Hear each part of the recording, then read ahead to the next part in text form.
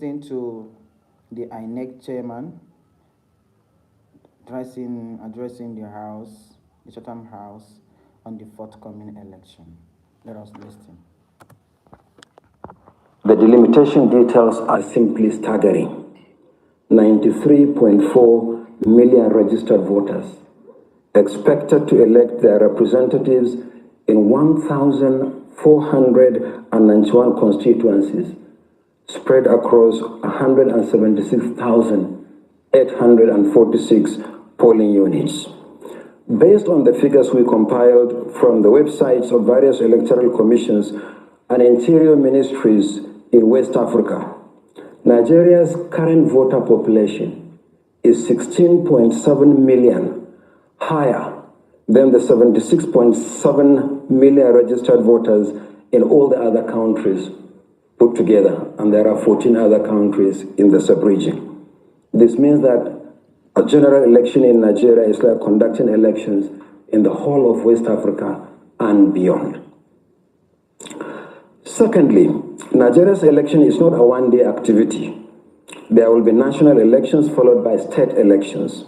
National elections, that is presidential election and elections to the two houses of assembly, the Senate and the House of Representatives, will hold on Saturday, 25th February 2023. On that day, voters will elect the president and 469 legislators, made up of 109 senators and 360 members of the House of Representatives.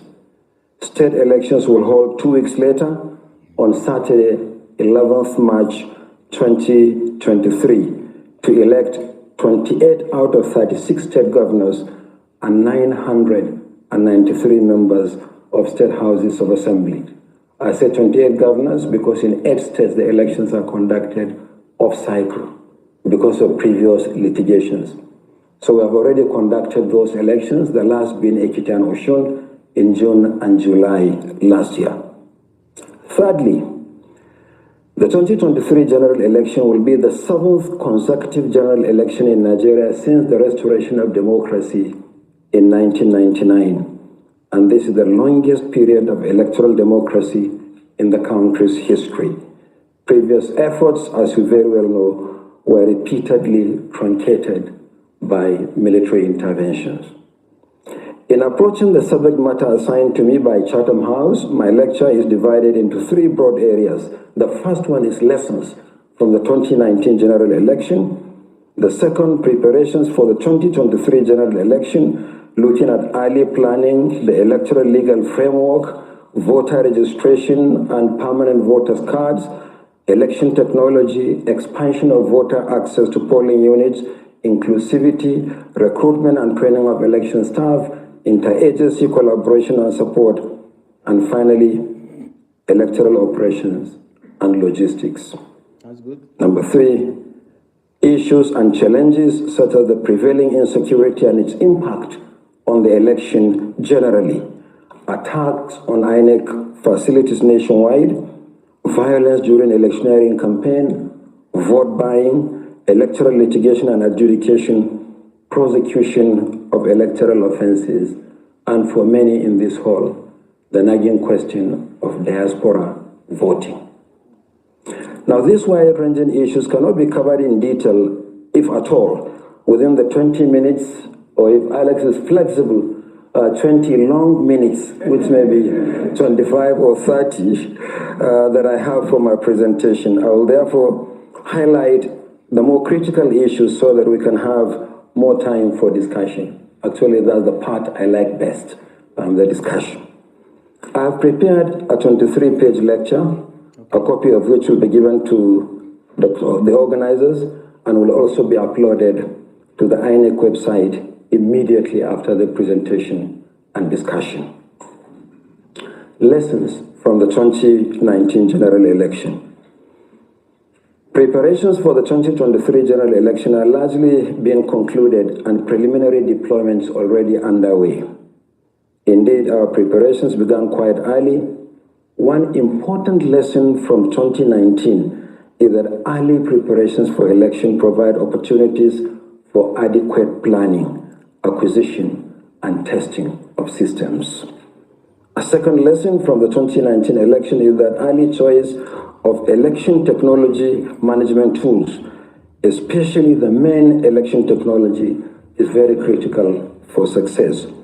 Their proper pilot testing and deployment are exceedingly important for a successful election. For election technology, early decision is central to maintaining its integrity, popularizing it among voters, and addressing any challenges that could arise. We know that political actors often try to undermine the process by attacking the technology, casting doubts on its suitability, bypassing its use, or indeed seeking to undermine its security. This informed the early choice of a new voter accreditation technology using an electronic device called the bimodal voter accreditation system. We have tested it in several by-elections and off-cycle governorship elections. In addition, the decision to make polling unit election results available for public viewing, which has always been a major demand by citizens and election observers, falls into this early choice of election technology. The Inec Results Viewing Portal, the IREV, is a dedicated web portal for the public view of polling unit results as soon as they are finalized on election day. This has been employed in several elections conducted by the Commission in the past few years. In particular, the uploading of polling unit results to the IREV portal has been deployed in 105 constituencies where the Commission conducted off-season elections since August 2020. The result can still be viewed on the portal, making the IREV an invaluable repository of election results in Nigeria. It is actually our biggest archive for election results. And citizens and anybody who registers on the portal can still view the results for all the 105 constituencies. And I kept asking those who care to approach the Commission that what we have been doing is to upload the scanned images of polling unit results, and the same hard copy is given to party agents at polling units on election day. And I've consistently asked candidates and politicians to compare the results on the IREV portal with the hard copies brought by their polling agents from the polling units. And I asked them if there were discrepancies.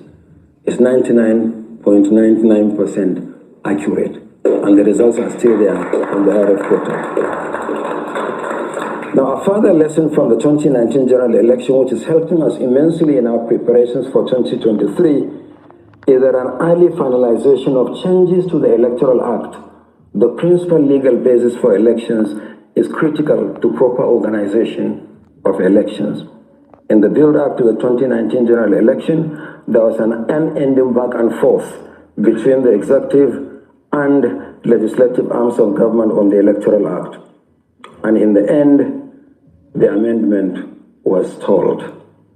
And one consequence of this was that Inec could not conclude work on the regulations and guidelines for the election, which are meant to drive from and be consistent with the Electoral Act as early as we intended. Since the Commission has no say as such in the passing of the Act, it had to wait for a final document to emerge from the process, which ultimately did not materialize. The several recommendations that the Commission made to the National Assembly to include them in the amended Act to improve the quality of elections, such as the strengthening of the use of technology, early conclusion of candidates' nomination, as well as the timely funding of elections, never ultimately became law. It is noteworthy that this time around, the Electoral Act 2022 was passed in good time, and it has addressed some of the issues and challenges we encountered in 2019.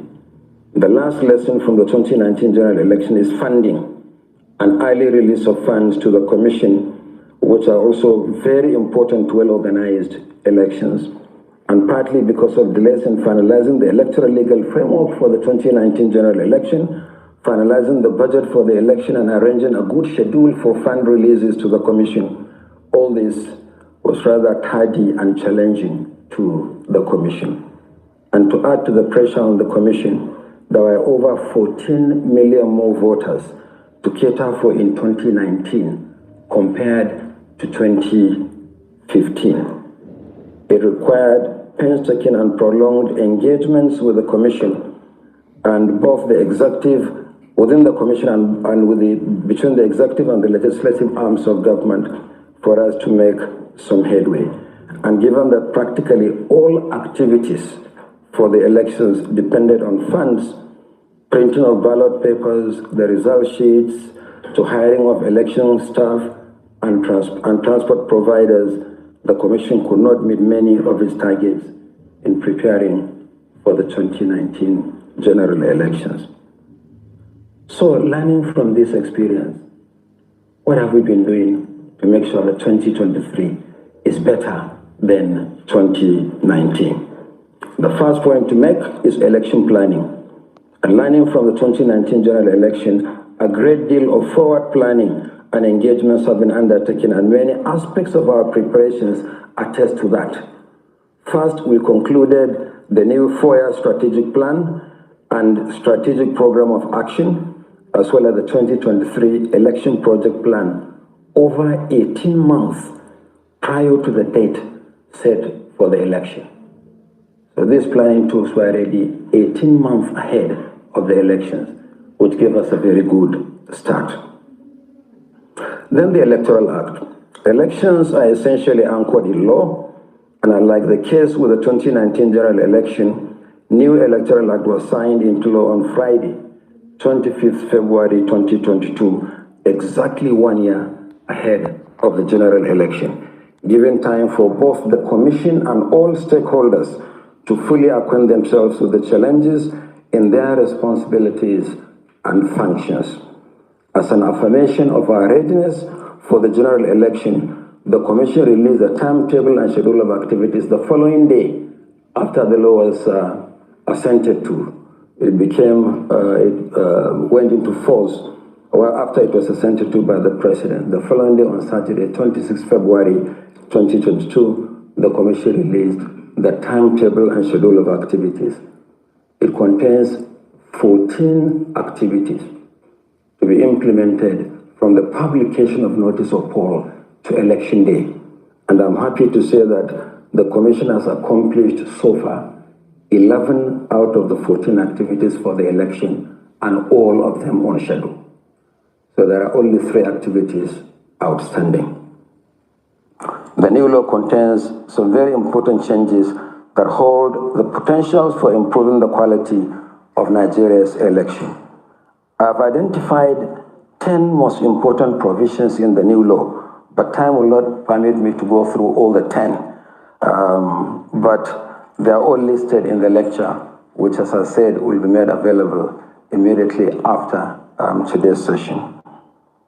Related to the Electoral Act are the regulations and guidelines. The Commission has powers under the law to come up with regulations and guidelines to govern the conduct of election, drawing from the provisions of the Constitution and the Electoral Act. The Constitution cannot be expected to say everything. So members of the National Assembly, drawing from their powers under the Constitution, make subsidiary legislation. And then, in turn, even members of the National Assembly, through subsidiary legislation, cannot say everything about the conduct of elections. And in turn, they donated part of their powers to the Commission to make regulations and guidelines. Together, the 3 instruments are called the Electoral Legal Framework. So very quickly, for want of time, what have we been doing about perhaps the most important foundation for democratic elections, the registration of voters? You can't have a credible elections without credible register of voters. That is critical. Now, this has been a major component of our preparations for the election. The law requires the Commission to conduct voter registration on a continuous basis. However, the law also provides dates for suspension of the process to prepare for general election. Consequently, continuous voter registration, as we call it in Nigeria, or the CVR, was suspended on the 31st of July 2022 to resume after the general election. And I'm sure you must have heard about the provision of the law as to whether it is 90 days or not later than 90 days. I would leave it at that. If we have time, we can discuss it. There are some words used by the legal draftsmen that give the commission flexibility. Sometimes it's not later than, sometimes it's not earlier than, sometimes it's on a particular date. But if there is time, we can take this up during discussion. The CVR, I said, was suspended on the 31st of July, and in 1 year, from the 21st of June to the 31st of July, 12.2 million new voters were registered, out of which 9.5 million were validated after a thorough cleaning up of the data. We believe that the enthusiasm, especially among young people, was partly responsible for this surge, but they are also motivated, we believe, by the innovation of online pre-registration introduced by the Commission.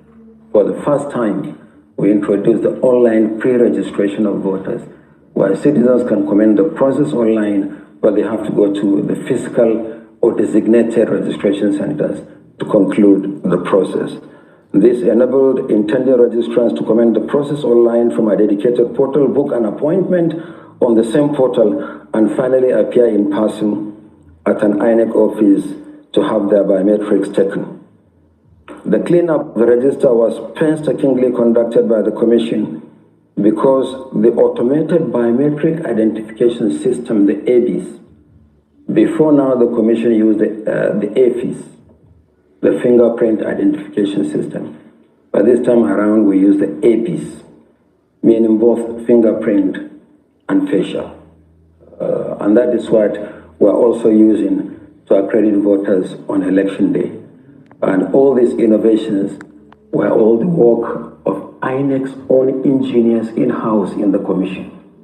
The machines may have been fabricated outside the country, but the design of the machines were done by our own engineers in-house. In fact, one of them said that they are going to introduce a new biometric using body odor. I said, please, not yet. Let's make haste slowly. But when he explained it to me, it sounded logical. He said, don't laugh, Chairman, because I said body odor is also biometric. He said, how does your dog recognize you? It's from your body odor. And that's why if another person walks in the house, it barks. When you move into the house, it wags its tail because it recognizes your body odor. I said, but for elections, let's wait, not now. So we use the ABIS to clean up the register. But also, there is something that is perhaps peculiarly Nigerian. Who owns the register of voters? It's the people of Nigeria. The law says that when we finish registering new voters, we should add them to the existing register of voters, meaning that the 9.5 million that we cleaned up after the last CVR should be added to the 84 million registered voters for the 2019 general election, and then subject it to scrutiny, claims, and objections by Nigerians. And this requires the printing of hard copies of the register and displaying same in 8,809 wards and 774 local government areas. For that alone, we printed over 9 million pages for that exercise. So at community level, citizens can look at the register, tell us, are there ineligible persons on the register? Persons who, by virtue of age, are not supposed to be on the register, or citizenship, or the deceased, or multiple registrants? Again, because of the Electoral Act 2022, we did something that was novel. we published the entire National Register of Voters on our website. And citizens had access to them, and you probably saw on the social media how they're picking up pictures of people all over and saying all manner of things on the social media. Now, the purpose of claims and objections is that people whose names have been misspelled or their personal details, or they have realized that there are some people that shouldn't be on the register, it was their responsibility to inform the commission. And there is a procedure for making these complaints. At the end of the exercise, over 53,000 names were annulled from the register as a result, essentially, of citizens' action. I want to say this, that the National Register of Voters in Nigeria is the largest database of citizens in Africa. And we believe that the core of it is solid. But like every database, it's not perfect. And we'll continue to work to improve on that database. One of the complaints we received arising from the claims and objections said that there were underage voters in 15 states, and they submitted an 138-page document. And personally, I took time to study the document, line by line, blow by blow.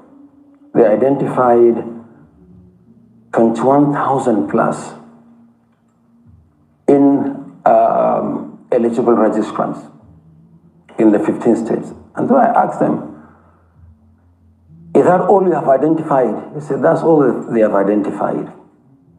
But in the 15 states, there are 37 million registered voters. So the 21,000, in terms of percentage, comes to 0.06% of 37 million, meaning that 99.94% of the register is solid. So we'll continue to engage citizens on this. And as I said, once the backbone of the register is solid, then all we need to do is to continuously update. Some of you may be aware, as Nigerians, that with every general election until 2010, voters were asked to register afresh. But with the introduction of the biometric register in 2010-2011, we are only asking those who have come of age or did not register before to register. Not every Nigerian is called out to register. But as you can see, the number has been increasing from about 70 million in 2015 to 84 million in 2019 to 93 million for 2023. And who knows what the register of voters will be next election in 2027. So Nigerian law requires that voters must possess the voter's card, what we call the permanent voter's cards or the PVCs, to be able to vote. And following the cleaning up of the register, the cards for both new and old voters, the law says that even if your name is misspelled during the CVR, go and get a new card. Inec will correct the misspelling and print a new card for you. So we have reprinted those PVCs and we have made them available for collection. When we started making the cards available for collection, we operated at the level of the local government area 774. We later devolved the collection to 8,809 wards. Only last week we extended the collection at ward level, and overall also extended the collection until the 29th of this month. However, the process is still ongoing and is going to go on, and we are encouraged by the kind of numbers we are seeing. The figures I received yesterday from Lagos shows that over 600,000 cards have been collected in the last 1 month alone in Lagos. Lagos has the highest number of registered voters, but by the same token also the largest number of uncollected cards in the country. But probably now with what is happening, the largest number of collected cards in the country. And we have warned our staff because we have had so many complaints in the field, bottlenecks having to do with sundry allegations of extortion by our own staff. We'll investigate and deal with it. Or inducement by some people, registered voters, induce the officials. Please, I don't want to waste my time hanging around. Take this. Here is my temporary voter's card. Here is my telephone number. As soon as my card is available, call me. This one is also illegal, and the commission is prepared to deal with it. And then we also had complaints about discriminatory issuance of PVCs in some locations. And these are allegations that we're also going to deal with. In fact, we have already issued a circular to all our state offices. The resident electoral commissioners will keep their eyes on these processes to ensure that every registered voter gets his or her card, but there will be no collection by proxy. That's why we have moved away from collection, from distribution to collection. If we were to distribute, all the cards will go. In 1 week, all the cards will leave Inec office, but they may end up in the wrong hands. But we are putting the onus on the registered voter to collect his or her card. So the emphasis is not on distribution of cards, but on collection of cards. Next, I'll go to what many of you are interested in, I'm sure, hearing from the Commission, and that is on election technology. Now, in order to avoid the usual challenges with the application of new technologies, the Commission introduced and tested our innovations for election early enough. There are three critical components.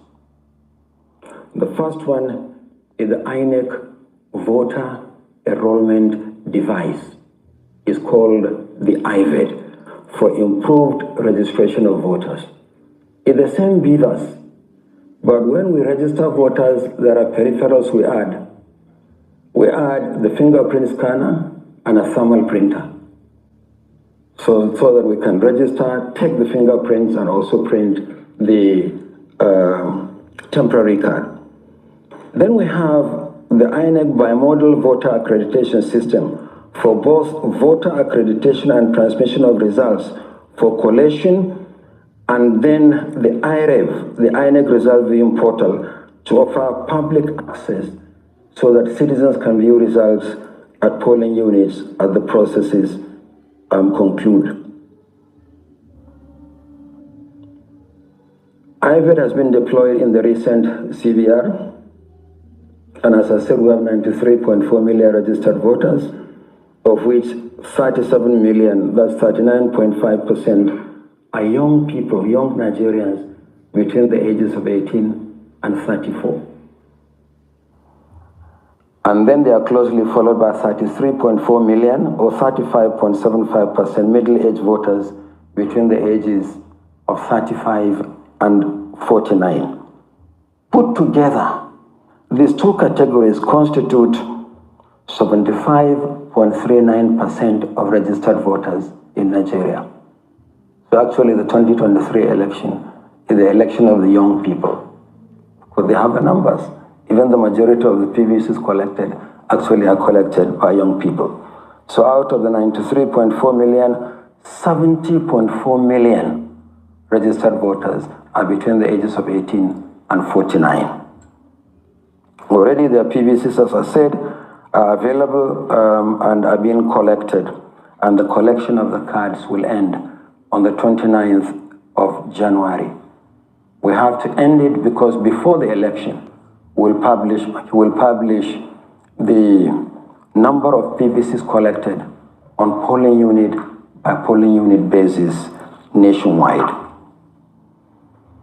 So I'll skip the other thing about electoral operations and logistics, but let me go to inclusivity before I round up inclusivity and diaspora voting. Our commission remains fully committed to making Nigerian elections inclusive. Inclusive elections constitute an essential part of democracy, and that's the reason why in our commission we regularly speak of our commitment to free, fair, credible, transparent, verifiable, and inclusive elections. And over the years, we have worked with various stakeholders to increase the participation of young people and women. Participation in the process, it may not necessarily be participation in elective offices. Under our constitution, no one can contest election unless and until he or she is sponsored by a political party. And we have been engaging with the political parties to see what we can do together in that respect. And then the work of the Not Too Young to Run movement did a lot in reducing the age requirement for contesting some electoral positions, which actually underscores the Commission's youth policy. In addition, the Commission has a gender policy introduced way back in 2012 to guide or provide a fairer working environment for women in the Commission and in the electoral process, and we remain committed to these policies. But in addition to that, we have been engaging with the disability community nationwide. Only last week, we met with Inclusive Friends and the Albino Foundation, and we're going to be providing a lot of assistive devices, both as a requirement of the law and as a practice. The albinos complained that we should help them to be able to see the logos of the political parties on the ballot papers better. And so we introduced magnifying glasses. For the blind that could read Braille, we introduced Braille jacket. And then for the deaf, they said they could see and they didn't need those assistive devices. They asked what. And that is Mahmoud Jagade. All right, that is Mahmoud, the Inec chairman, addressing Chatham House on the forthcoming election. We pray that what he has dished out, what he has said, will come to stand. Because our belief is that we all are working collaboratively to ensure that Nigeria works again. It's our prayer that Nigeria works again. It's our prayer. It's my own prayer, particularly, to see that Nigeria works again. Let us put all hands should be on deck to ensure that Nigeria becomes the giant of Africa for which it was in the past. Please share this live session, share this, comment and like, please, and don't forget to follow my page. Have a wonderful moment. Goodbye.